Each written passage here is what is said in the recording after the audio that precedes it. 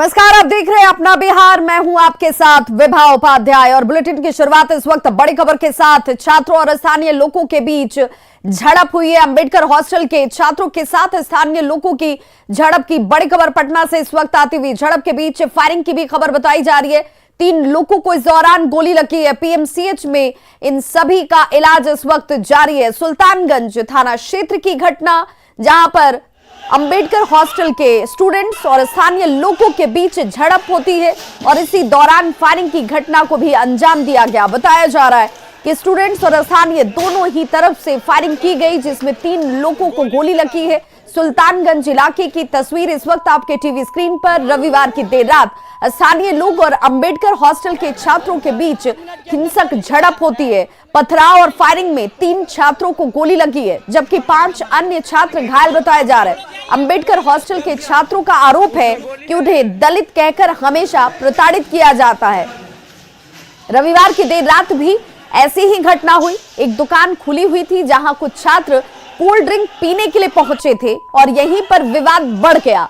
दूसरे पक्ष के लोगों ने प्रशासन की मौजूदगी में पथराव और फायरिंग कर दी। घटना के बाद से इलाके में स्थिति तनावपूर्ण है। हालांकि पुलिस स्थिति को सामान्य बनाने में लगी हुई है। ग्राउंड जीरो से पूरे मामले का जायजा लिया और ये तस्वीर जरा सबसे पहले देख लीजिए। एक्सक्लूसिव तस्वीरें आपके टीवी स्क्रीन पर। हालात कैसे, जहां पर स्टूडेंट्स और आम लोग एक दूसरे के आमने सामने खड़े हो गए। और संवाददाता संजय हमारे साथ इस वक्त ज्यादा जानकारी के साथ वो लाइन पर जुड़ गए। संजय, ये मामला आखिर क्या है? स्टूडेंट्स कह रहे हैं कि दलित कहकर उन्हें परेशान किया जाता है और इस वजह से ये हालात पैदा हुए। पुलिस का स्टेटमेंट क्या है? देखिए विभा, जो छात्र हैं, न्यूज 18 की टीम पहुंची थी इस हॉस्टल में और जो छात्र हैं वो साफ तौर पे पुलिस द्वारा लगाए जो आरोप हैं उसको नकार रहे हैं। एसपी ने कहा था, पटना एसएसपी एमएस ढिल्लों ने न्यूज 18 को, कि फायरिंग दोनों तरफ से की गई है, लेकिन छात्र जो है वो इस बात को नकार रहे हैं। उनका कहना है कि फायरिंग अगर की गई है तो सीसीटीवी कैमरे लगे हुए हैं, किसने फायरिंग की है, किसने पथराव किया। एक बड़ा आरोप यह है कि पुलिस के प्रेजेंस में हमला किया गया है और फायरिंग की गई है। ये जो दलित छात्र वो बोल रहे हैं, उनका कहना है कि बार बार दलित कहकर जो स्थानीय कई दबंग लोगों का नाम सामने आया है जो रूलिंग पार्टी से जुड़े हुए हैं और ऐसे लोग जानबूझकर उनको टॉर्चर करते हैं। ये कल कोल्ड ड्रिंक पीने गए थे छात्र, एक बार फिर से उन पर विरोध किया गया और इसके हमला किया गया। सैकड़ों की संख्या में लोगों ने हॉस्टल पर हमला कर दिया। उसके बाद जो स्थिति है वो सबके सामने है। 3 छात्रों को गोली लगी है, स्टूडेंट जो है वो इंजर्ड है, जैसा कि छात्र बताया, और सभी का इलाज पीएमसीएच में चल रहा है। एक की स्थिति जो है वो क्रिटिकल बताई जा रही है। संजय, ये जो तीनों स्टूडेंट घायल बताए जा रहे हैं, ये हॉस्टल के स्टूडेंट हैं?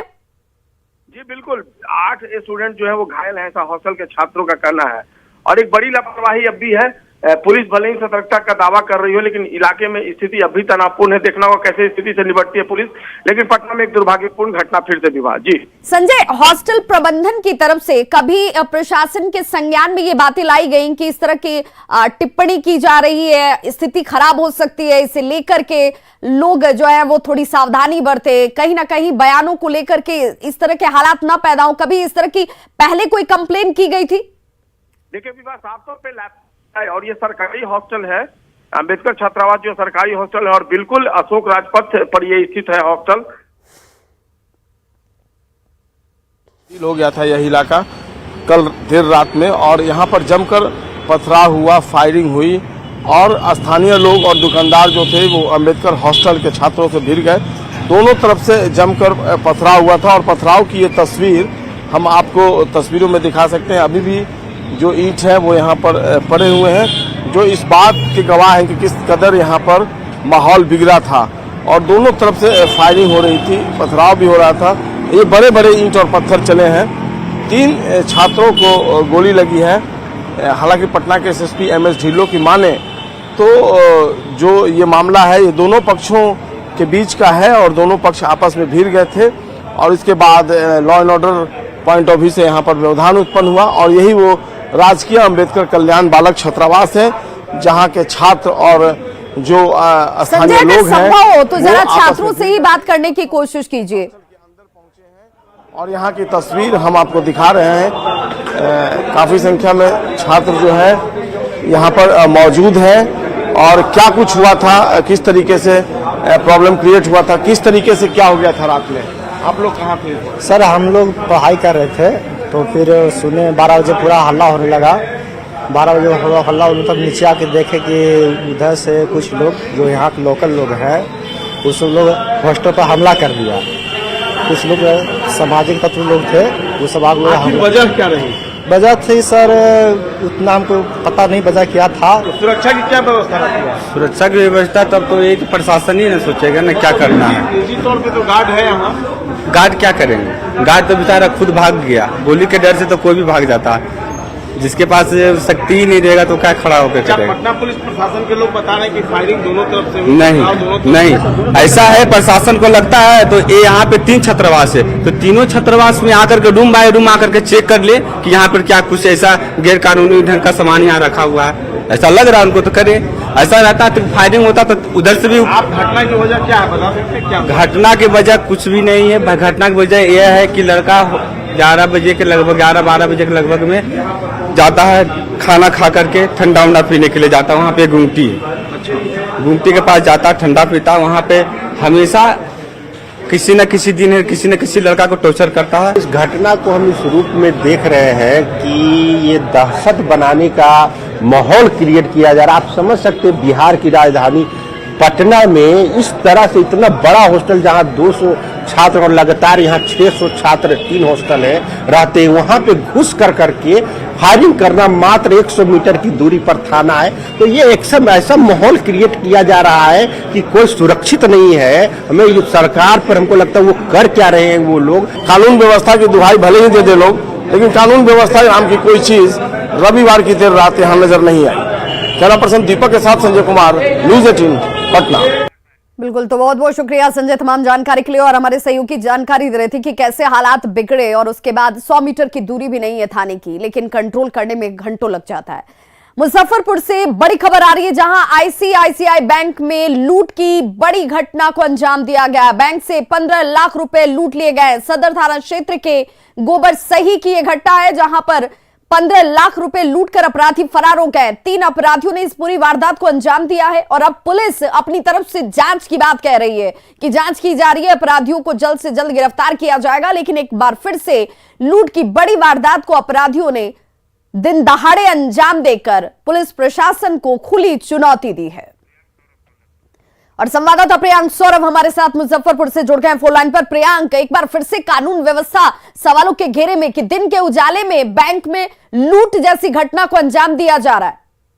जी बिल्कुल, और सबसे बड़ी बात यह है कि जहां पे ये घटना हुई है मुजफ्फरपुर के गोबरसही में जो कि सदर थाना क्षेत्र में पड़ता है, वहां से सदर थाना महज कुछ ही मीटर की दूरी पर है, 200 से 300 मीटर की दूरी पर है। और इतनी बड़ी वारदात हो जाती है। 3 हथियारबंद अपराधी इस दोपहर में पहुंचते हैं और वहां पर एक बड़ी रकम जो है वह लूट लेते हैं। हालांकि और भी ज्यादा बड़ी रकम लूट सकते थे, लेकिन जो बैंक कर्मी है उनकी सूझबूझ से बड़ी रकम जो है उसे बचा लिया जाता है। लेकिन करीब 15 लाख रुपए जो है वह लूट लिए गए। हालांकि फिलहाल पुलिस वहां पर पहुंची है। डीएसपी जो नगर डीएसपी राम नरेश सफान वह भी वहां पर पहुंचे हैं। उन्होंने इसकी पुष्टि की है कि 15 लाख की लूट हो चुकी है और इसकी जांच वो कर रहे हैं। प्रियांक, क्या सुरक्षा कर्मी की तैनाती बैंक में नहीं है? जी, सुरक्षा कर्मियों की तैनाती है, लेकिन जिस तरीके से सुरक्षा कर्मियों को लेकर जो हालात है, अक्सर देखा जाता है कि बैंक के जो सुरक्षा कर्मी होते हैं वो महज एक कहीं ना कहीं डमी के रूप में होते हैं। उनकी वो ज्यादा सक्रिय नहीं दिखते हैं। लेकिन जिस तरीके से घटनाएं बढ़ी है तो ऐसे में ये सवाल उठते हैं बार बार कि आखिर सुरक्षा को लेकर विशेष रूप से प्रबंध क्यों नहीं किए जाते? क्यों एक गार्ड के भरोसे या 2 गार्ड के भरोसे छोड़ दिया जाता है? ये बड़ा सवाल उठता रहता है। बिल्कुल, और लूट की इस घटना के बाद अपराधी फरार हो जा रहे हैं। जहां पर सिर्फ 200 मीटर की दूरी पर थाना है, तो थाने के अधिकारी कर क्या रहे? कुंभकर्णी नींद से ये कब जागेंगे? और घटनाओं के होने के बाद जांच और तफ्तीश की जाएगी। सिर्फ इतना ही दायित्व क्या पुलिस का बच गया है? बहुत बहुत शुक्रिया प्रियांक तमाम जानकारी के लिए आपका। बड़ी खबर पटना से, जहां होमगार्ड के अभ्यर्थी ने आरजेडी कार्यालय पहुंचकर नियुक्ति को लेकर जमकर हंगामा किया है। नारेबाजी इन अभ्यर्थियों की तरफ से की जा रही है। तस्वीरें इस वक्त आपके टीवी स्क्रीन पर। अभ्यर्थियों ने मेधा सूची में गड़बड़ी का आरोप लगाया है। ज्यादा जानकारी दे रहे हैं हमारे संवाददाता रवि एस नारायण।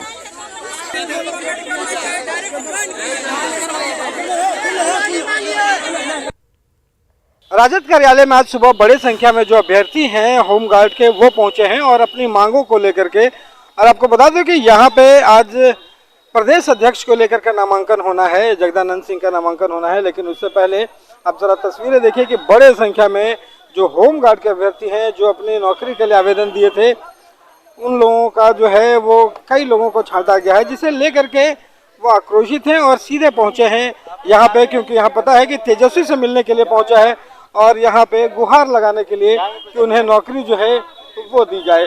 और जो यहाँ पे जो कार्यकर्ता है उनसे हम लोग जानेंगे कि आखिर किन बातों को लेकर के आप लोग यहाँ पे पहुंचे। तेजस्वी से मिलने के लिए है, हम लोग का ये सूची में तो नाम दिया जाए, होमगार्ड का सूची में। देखिए होमगार्ड की लेकर के है यहाँ पे, यहाँ बताइए कि आप भी यहाँ पे पहुँचे हैं? हाँ हूँ सर, 2 बार तो लिस्ट निकाल दिए हैं, उसके बाद कह रहे हैं कि मैंने बेकाबू मैंने सब भाग रहे हैं कि आपका मैंने रोशनी में आँख नहीं है, तो पहले ना बोलना चाहिए सर। सर हम लोग होमगार्ड में फॉर्म भरे थे 2011 में। एक तो सरकार लोग 11 साल ऐसे ही बिता दिया, 11 साल के बाद जब निकाले हैं दौड़ हम लोग किए थे बीटा के अनंतपुर मैदान में, तो वहाँ पर सब कुछ मेरिट निकला तो सब कुछ सही है। फिर वहाँ के बाद फिर हम लोग का मेडिकल हुआ, उसके बाद भी मेरिट निकला तो उसमें भी सही है। और जब फाइनल मेरिट आया तो उसमें हम लोग का नाम नहीं दिया गया, जबकि भी नहीं बताया गया कि हाँ आप लोग किस चीज में अनफिट है चाहे फिट है, इसमें कुछ नहीं बताया गया। यहाँ क्या तेजस्वी जी से हम मिलने आए हैं कि जैसे 11 साल दौड़वाए हैं उसी तरह से अभी हमको नौकरी दिया जाए। जी तेजस्वी से आना है, हमको चाहिए, हक मांगने आए हैं, हमको नौकरी है, नौकरी दीजिए। देखिए और नौकरी को लेकर के जिस ढंग से यहाँ पे सरकार के द्वारा कहा गया, सबकी उम्मीदें यहाँ से है। उनको लगता है कि जो है वो नौकरी मिलेगी, क्योंकि जिस ढंग से इनका कहना है कि 2011 से फॉर्म भराया था, दौड़ भी हुई, मेडिकल भी हुआ, फिर आखिर उन्हें लिस्ट से बाहर कैसे किया गया, इन तमाम बातों को लेकर के तेजस्वी से मिलने के लिए तमाम लोग पहुंचे हैं। अब देखने वाली बात हो गई कि इनका समाधान कैसे निकलता है। पटना से रविश नारायण की रिपोर्ट। सहरसा में विश्वकर्मा पूजा के दौरान जागरण में जमकर हंगामा हुआ। इस दौरान लोग आपस में ही भिड़ गए और एक दूसरे पर जमकर लाठियां बरसाई गई। तस्वीरें आपकी टीवी स्क्रीन पर देखिए किस तरीके से पूजा के नाम पर यहां पर फूहड़ गाने बजाए जाते हैं, एक दूसरे के ऊपर हाथापाई की जाती है, मारपीट की तस्वीरें सामने आ जाती हैं और सांस्कृतिक कार्यक्रम में अश्लीलता परोसी जाती है। घटना उटेसरा पंचायत के बहुरवा गांव की है। मारपीट का वीडियो सोशल मीडिया पर इस वक्त तेजी से वायरल हो रहा है। हालांकि न्यूज़ 18 इस वायरल वीडियो की पुष्टि नहीं करता। आपको बता दें कि विश्वकर्मा पूजा के दौरान सांस्कृतिक कार्यक्रम का आयोजन किया गया, जिसमें लोगों ने बढ़ चढ़कर हिस्सा लिया, लेकिन बाद में ये कार्यक्रम हंगामे में तब्दील हो गया।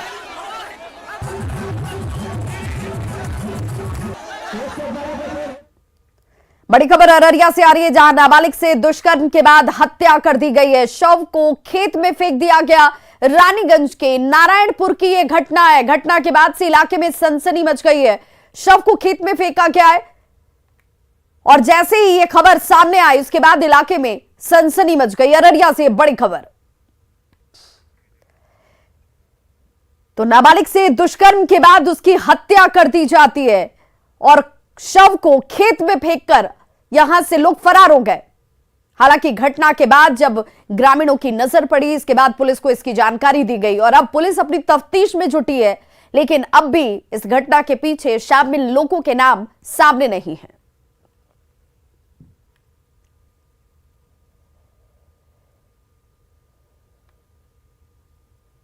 तो घटना के बाद से देखिए कैसे लोगों के बीच इस घटना के बाद आक्रोश है, नाराजगी है, क्योंकि नाबालिग के साथ पहले दुष्कर्म किया गया और दुष्कर्म करने के बाद उसे मौत के घाट उतार दिया जाता है।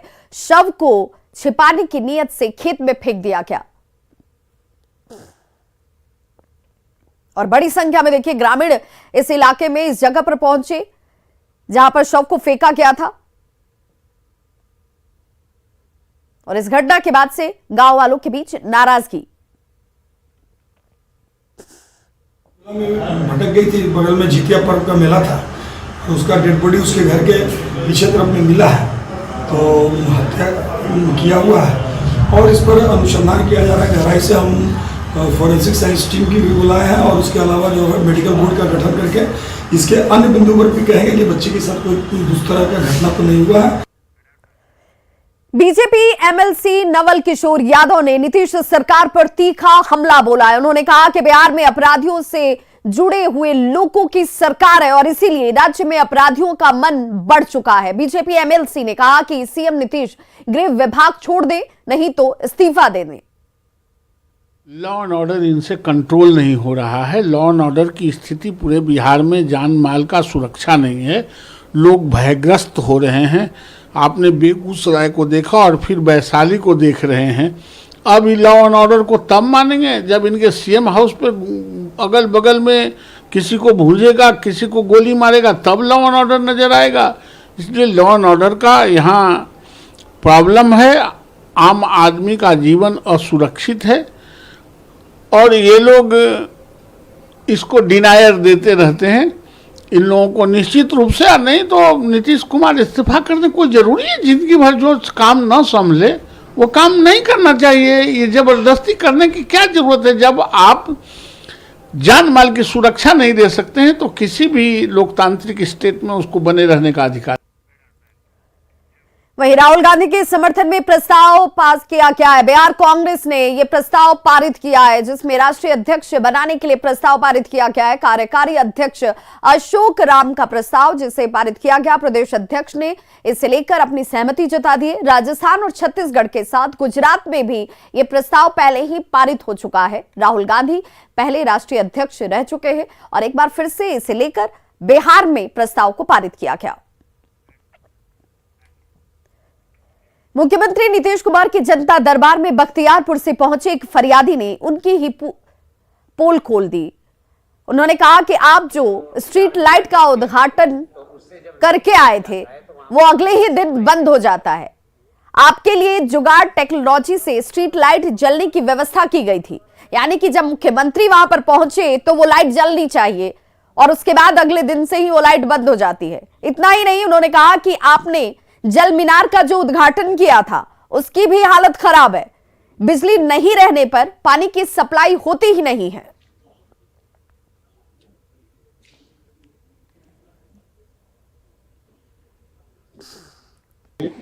ये वहाँ पे जो 4 मीनार टंकी लगी थी तो उससे जब लाइट कट जाता है तो वहाँ पे पानी का सप्लाई नहीं हो पाता है बख्तियारपुर तो ब्लॉक के अंदर प्रांगण में है सर। और बख्तियारपुर गए तो बताया कार्यक्रम बख्तियारपुर मौका नहीं मिल पाता है ना सर। हमारा तो बहुत तमन्ना है कि आपके साथ एक फोटो भी खिंचाए, लेकिन आज तक मौका ही नहीं मिला। तो बख्तियारपुर में मौके नहीं मिला था। बख्तियारपुर में तो गए नहीं किए थे जी, तो वही न थे। तो सबसे बात किए थे तो उसी समय ने बता देना चाहिए था तुरंत। उस समय ट्यूशन हम पढ़ाते थे तो उस समय ट्यूशन पढ़ाने चले गए। एक और परेशानी है कि वहाँ पे जब स्ट्रीट लाइट लगा था, आप 2018 में जब आए थे, शाम का कार्यक्रम था, आपका घर आए थे, तो उस समय पे वो स्ट्रीट लाइट आनंद फानन में जो है टेंट हाउस वाला तार के साथ में जोड़ के जलाया गया, ठीक है। और उसके बाद क्या हुआ, आप गए, कुछ दिन जला प्रॉपर वे में, उसके बाद तो देखिए कैसे मुख्यमंत्री के आगमन के वक्त व्यवस्थाओं को दुरुस्त करके उनके सामने सब कुछ ठीक ठाक दिखा दिया जाता है और उसके बाद स्थिति जस की तस बन जाती है। और इसी व्यवस्था से परेशान ये शख्स आज फरियाद लेकर खुद मुख्यमंत्री के सामने पहुंचा हुआ था। हालांकि अब देखना होगा कि कार्रवाई किस रूप में होती है और किस पर होती है। खबरों का सिलसिला लगातार जारी है। आप देखते रहिए न्यूज़ 18 बिहार झारखंड, यहां खबरों का सिलसिला कभी नहीं थमता।